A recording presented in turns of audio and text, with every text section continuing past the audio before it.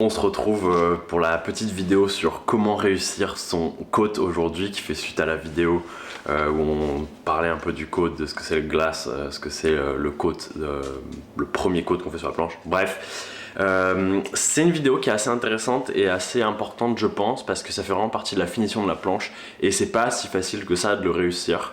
Je vais vous parler un peu de ce qui a marché pour moi, parce que au fil des années j'ai réussi à faire fonctionner. C'est pas forcément exactement pareil que ce que tout le monde ou d'autres informations que vous pourrez trouver sur internet, mais en tout cas c'est ce qui fonctionne pour moi, c'est ce qui fait qu'aujourd'hui j'arrive à faire des gloss qui sont, ou des coats du coup, qui sont nickel du premier coup. J'en fais toujours qu'une couche, jamais deux, et ça marche nickel pour moi. Le premier élément, et celui que je pense qui est un peu important à comprendre, c'est que la résine, c'est comme en fait de l'eau. Il y a une tension superficielle et une viscosité qui est supérieure à celle de l'eau en plus. Donc ça fait qu'en fait, quand il fait froid, la viscosité de la résine va faire qu'elle va un peu avoir tendance à se rétracter et à avoir du mal à s'étaler partout, notamment dans les endroits où justement il y a un petit trou ou un petit œillet qu'on voudrait boucher. Et bien justement la tension superficielle va un peu faire qu'elle va pas aller se mettre dedans.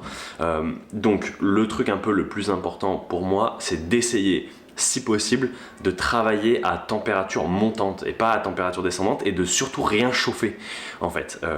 J'ai lu pas mal de trucs sur des gars qui chauffaient la résine avant d'étaler et tout. Moi je pense que ça c'est une énorme erreur, parce que ce qui se passe quand la résine en fait refroidit, c'est qu'elle va se rétracter un peu et elle va avoir tendance à sortir, à faire des petits boudins ou à un peu se tasser sur elle-même en durcissant, et ça c'est pas bon parce que ça va voilà, pas permettre un gloss bien lisse, et ça va en plus avoir tendance à sortir un peu des petits trous. Donc vraiment pour moi température montante, mais température ambiante, voilà.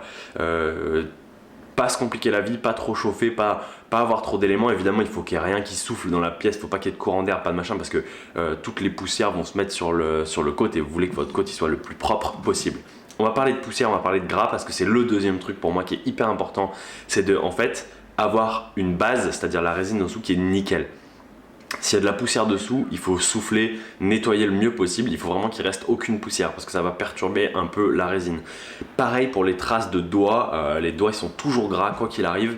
Donc en fait il faut essayer d'éviter de manipuler la planche à main nue, si possible avec des gants, en tout cas pas trop, parce que je pense, ça c'est assez théorique, c'est assez dur à vérifier, mais je pense que ça favorise pas du tout le fait de faire un bon coat. Pourquoi je dis ça? Parce qu'en fait, j'ai remarqué que quand je sortais des planches de fabrication sous vide, c'est-à-dire qu'elles sont faites sous vide, tout est protégé, tout est nickel, on enlève en fait tous les consommables de la fabrication sous vide et je fais un coat tout de suite par-dessus.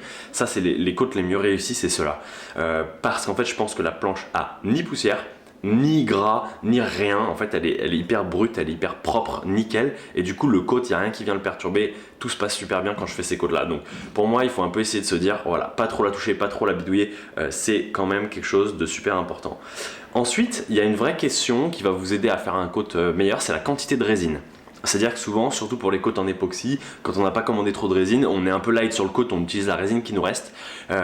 Si c'est vos premiers coats, il va falloir un peu éviter ça. Pourquoi? Parce que si vous faites un coat un peu juste en résine, pour la même raison que la viscosité et la tension superficielle vont faire qu'en fait vous allez avoir du mal à étaler, puis il va y avoir un léger retrait qui va se faire, et en fait elle va pas se mettre dans tous les petits endroits où vous vouliez qu'elle se mette. Donc au début, le mieux c'est de tartiner. Ça sert à rien d'en mettre trop d'épaisseur non plus, parce que ça va couler par terre, mais il faut pas être trop léger. Donc il faut essayer de mettre un peu plus de résine qu'on pourrait, pour en fait avoir cette surépaisseur qui va faire que ça va mieux s'étaler et ça va mieux couvrir les trous, ça va mieux boucher tous les pores, tous les petits trous qui pourraient rester de la planche. Voilà, donc essayez de mettre un peu de quantité en plus. En époxy, pour vous donner une idée, les coats fins, j'arrive à les faire sur des petites planches avec 200-250 grammes de résine, mais c'est un peu juste. Et les coats en polyester, souvent je mets plutôt 400-500 pour vraiment tartiner et laisser couler et être sûr que tout est bien couvert, tout est nickel. Donc c'est beaucoup plus facile aussi de faire des coats avec la polyester que l'époxy. Je ne sais pas exactement pourquoi, mais je trouve vraiment que faire un coat propre en époxy, c'est ce qu'il y a de plus dur. Voilà pour un peu le tour du truc. Ensuite, il y a la façon avec laquelle vous étalez votre coat, et ça aussi, je pense que ça joue pas mal. Vraiment, il faut essayer de répartir la résine dès le moment où on la jette en fait avec le pot, ou en tout cas avec le contenant dans lequel vous avez mélangé votre résine. Il faut essayer de l'étaler déjà le plus possible. Toujours prendre un pinceau neuf. Ça c'est ultra important aussi, toujours prendre un pinceau neuf, bien enlever tous les poils qu'il y a dans le pinceau en le manipulant pour qu'il n'y ait aucun poil qui se mette dans le côte. Et là, voilà, prendre son temps et étaler d'abord tout dans la longueur, bien répartir.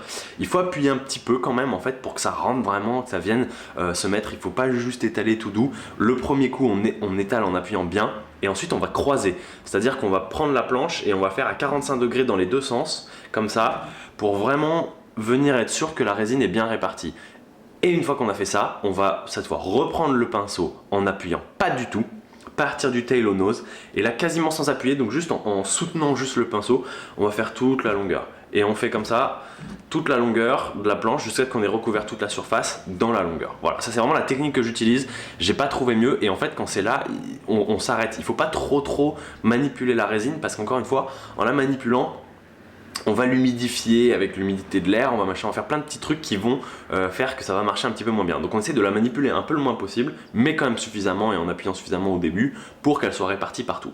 Voilà, ça c'est vraiment pour moi les informations les plus importantes d'une côte. Mais encore une fois, comme je vous disais, ce qui est bien avec les côtes, c'est que si vous voyez qu'il y a un petit endroit qui va pas, vous pouvez remettre une petite couche de résine, limite juste à l'endroit qui va pas ou sur toute la planche si vous préférez, et vous aurez rattrapé le truc, donc c'est pas trop grave.